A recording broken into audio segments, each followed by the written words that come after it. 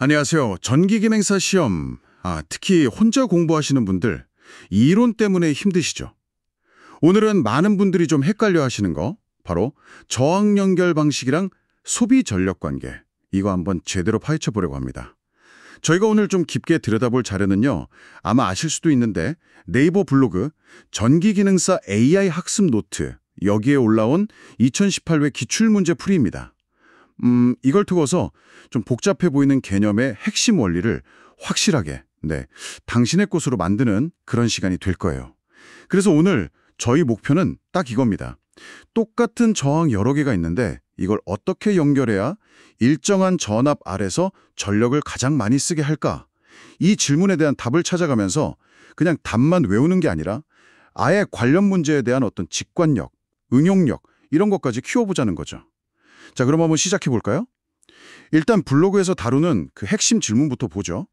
같은 저항 4개를 그림과 같이 연결해서 A점 B 사이에 일정 전압을 가했을 때 소비 전력이 가장 큰 것은 어느 것인가?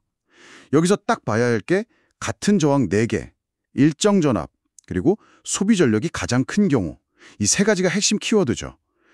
문제에는 여러 그림이 있었을 텐데 블로그 해설을 보면 특히 병렬 연결이 왜 가장 큰 소비 전력을 만드는지 여기에 초점을 맞추고 있어요. 근데 왜 하필 병렬일까요? 직렬도 있고 직병렬 혼합도 있을 텐데 말이죠. 바로 그 지점이 중요합니다. 이 문제의 핵심 원리를 이해하는 딱 시작점이에요. 먼저 전력, P, 전압, V, 그리고 전류 I 사이의 그 기본적인 관계, 이거부터 떠올려야 해요. 가장 기본 공식이죠. P = V 곱하기 I. 그러니까 전력은 전압과 전류의 곱이라는 거. 네네. P는 VI. 이건 기본이죠. 그렇죠. 근데 문제에서 아주 중요한 단서를 줬어요.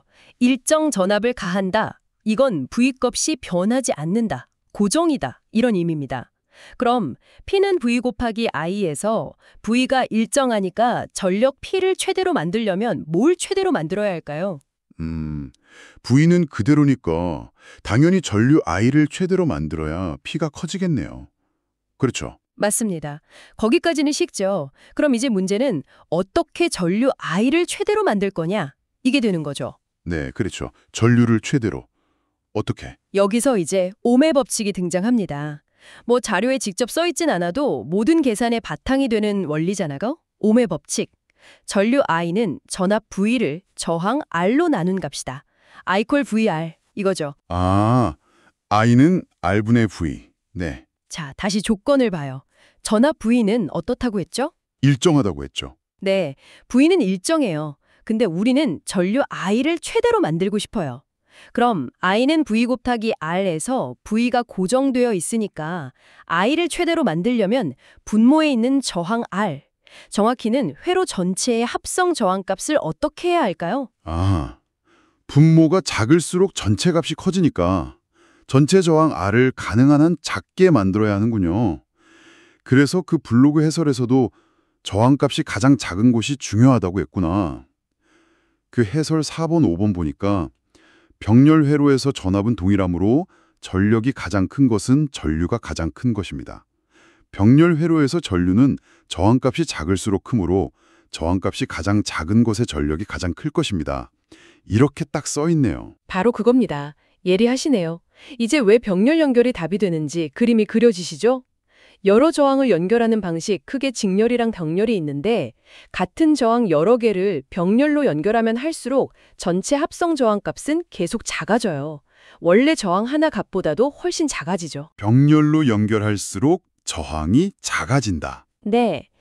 예를 들어서 10옴짜리 저항이 4개 있다고 쳐봐요. 이걸 전부 병렬로 연결하면 전체 합성 저항은 어떻게 계산하죠? 각 저항 역수의 합의 역수잖아요. 그러니까 10분의 1 플러스 10분의 1 플러스 10분의 1 플러스 10분의 1 이렇게 되죠. 그럼 10분의 4니까 10분의 4, 즉 2.5옴이 돼요. 와, 10옴짜리 4개를 병렬로 하니까 2.5옴으로 확 줄어드네요. 4분의 1로. 그렇죠. 저항을 병렬로 자꾸 추가하면 전류가 흘러갈 수 있는 길이 여러 개로 늘어나는 효과가 생겨요. 그래서 전체적으로 흐름을 방해하는 정도, 그러니까 저항이 줄어드는 겁니다. 아하, 약간 이런 건가요? 좁은 길 하나, 높은 저항 보다는 여러 차선, 병렬 저항이 있으면 차, 전류가 훨씬 많이 쉽게 지나갈 수 있는 거예요.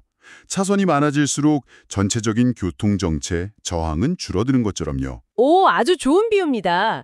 딱 그렇게 이해하시면 돼요. 정확합니다. 그럼 반대로 만약 이 시범짜리 저항 4개를 직렬로 연결하면 어떻게 될까요? 저항을 그냥 쭉 이어서 붙이는 거잖아요. 직렬은 그냥 다 더하면 되죠. 10 더하기 10 더하기 10 더하기 10이니까 40옴. 훨씬 커지네요. 맞습니다. 훨씬 커지죠. 그러니까 주어진 똑같은 저항들을 사용해서 만들 수 있는 가장 작은 전체 저항값은 모두 병렬로 연결했을 때고요. 가장 큰 전체 저항값은 모두 직렬로 연결했을 때 얻어지는 거죠. 그렇군요. 자, 그럼 가시 문제로 돌아가서 우리는 일정 전압하에서 최대 전력을 원했어요. 그리고 그건 최대 전류를 뜻했고 그건 다시 최소 저항을 뜻했죠. 그러니까 정답은 뭐다? 모든 저항을 병렬로 연결해서 전체 저항을 가장 작게 만든 경우 이게 되는 겁니다. 그래서 블로그에서도 결론으로 4번 저항값이 가장 작은 것 병렬 연결입니다. 라고 딱 명시한 거고요. 네, 이제 왜 병렬 연결이 답인지 아주 명확하게 이해가 됐습니다. 근데요, 여기서 제가 꼭 한번 짚고 넘어가고 싶은 게 생겼어요. 네, 어떤 거죠? 이게 많은 수험생분들이 헷갈리는 지점이 바로 이 일정 전압 조건 때문인 것 같거든요. 만약에 조건이 일정 전압이 아니라 일정 전류였다면 어떻게 될까요? 그래도 병렬 연결이 전력을 최대로 만들까요? 아주 중요한 질문 주셨습니다. 그리고 이게 바로 시험에서 함정으로 자주 나오는 포인트예요. 만약 전류 I가 일정하게 유지되는 조건이라면 이야기는 180도 달라집니다. 완전히 달라진다고요? 네, 이때는 전력 공식을 P는 V 곱하기 I 말고 다른 형태로 바꿔서 생각하는 게 훨씬 편해요. 옴의 법칙 V는 I 곱하기 R 있잖아요. 이걸 P는 V 곱하기 I에 대입해 보세요. P는 V 곱하기 I인데 V 자리에 I 곱하기 R을 넣으면 P는 I 곱하기 I 곱하기 I니까 P는 I 제곱 R이네요. 그렇죠. P는 I제곱 R. 자, 이 식을 보세요. 이번에는 뭐가 일정하다고요? 이번엔 전류 I가 일정하다고 했죠. 맞아요. 전류 I가 일정해요. 그럼 전력 P를 최대로 만들려면 이번엔 뭘 최대로 만들어야 할까요? P는 I 제곱 R에서 I가 고정이니까 이번에는 저항 R, 즉 회로의 전체 합성 저항을 최대로 만들어야 P가 최대가 되겠네요. 와, 아까랑 완전 반대네요. 정확합니다. 기가 막히게 이해하셨네요. 일정 전류 조건 아래서는 전체 저항 R이 클수록 소비 전력 P가 커지는 거예요. 그럼 아까 살펴봤듯이 똑같은 저항 여러 개로 전체 저항을 가장 크게 만드는 연결 방식은 뭐였죠? 그건 직렬 연결이었죠. 저항을 그냥 길게 쭉 이어붙여서 전체 저항을 제일 크게 만드는 방식이요. 맞습니다. 따라서 만약 문제 조건이 일정 전류를 흘렸을 때 소비 전력이 가장 큰 것은 이렇게 나왔다면 정답은 모든 저항을 직렬로 연결한 경우가 되는 겁니다. 최소 저항 병렬이 아니라 최대 저항 직렬을 찾아야 하는 거죠. 와, 진짜 조건 딱 하나 차이인데 답이 정반대가 되는군요. 일정 전압인지 일정 전류인지 이거 확인하는 게 정말 중요하겠네요. 시험장에서 긴장하면 이런 거 그냥 쓱 넘어가기 쉬울 것 같아요. 그렇기 때문에 문제 조건을 정말 꼼꼼하게 읽는 연습이 필요해요. 특히 전기기능사 필기시험에서는 이런 기본적인 원리를 정확히 아는지 모르는지를 묻는 문제가 아주 자주 출제되거든요.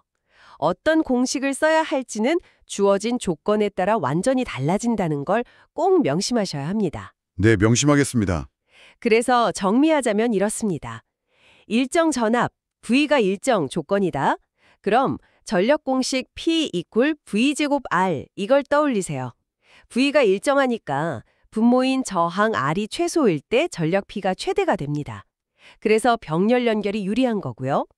반면에 일정 전류, I가 일정 조건이다. 그럼 전력 공식 P 이퀄 I제곱 R 이걸 떠올리세요.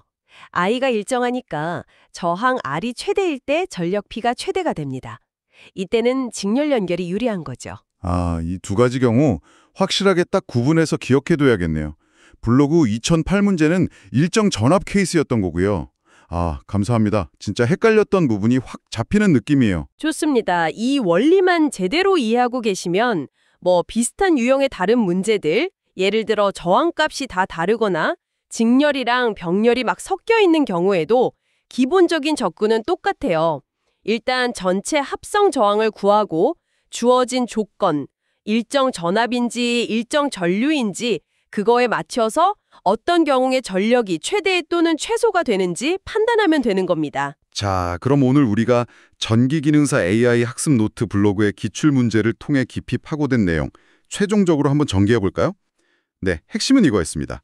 동일한 저항 여러 개를 쓸 때 일정한 전압이 가해지는 조건이라면 소비 전력을 최대로 하려면 전체 합성 저항을 가장 작게 만들어야 한다. 그러기 위해선 저항들을 병렬로 연결해야 한다. 이거죠. 맞습니다.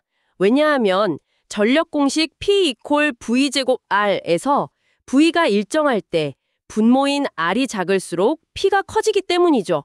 병렬 연결은 전류가 흐를 수 있는 길을 여러 개 터져서 전체 저항을 낮추는 효과가 있고요. 그렇죠. 반대로 만약 일정한 전류가 흐르는 조건이라면 이때는 전력 공식 P = I 제곱 R에서 I가 일정하니까 저항 R이 클수록 전력 P가 커진다. 그래서 이때는 저항들을 직렬로 연결해서 전체 합성 저항을 최대로 만들어야 소비 전력이 가장 커진다는 점, 이것도 꼭 같이 기억해야 하고요. 네, 이 두 가지 시나리오를 구분하는 열쇠는 딱 하나입니다. 문제에 주어진 조건, 전압이 일정한가, 전류가 일정한가, 이것만 딱 파악하는 거예요. 그 블로그 해설처럼 논리적으로 단계를 밟아가는 거, 예를 들어 1. 조건 확인, V 일정이네. 2. 목표 설정, P 최대, 그럼 I 최대여야지. 3. 방법 찾기, I 최대, 그럼 R 최소여야겠네. 4. 결론 도출, R 최소는 병렬 연결이지. 이런 식으로 생각하는 연습을 하시면 아주 좋습니다. 네, 그러니까 당신께서 앞으로 전기기능사 시험 문제 푸실 때 소비 전력 관련 질문이 딱 보이면 제일 먼저 이거 일정 전압 조건인가? 아니면 일정 전류 조건인가?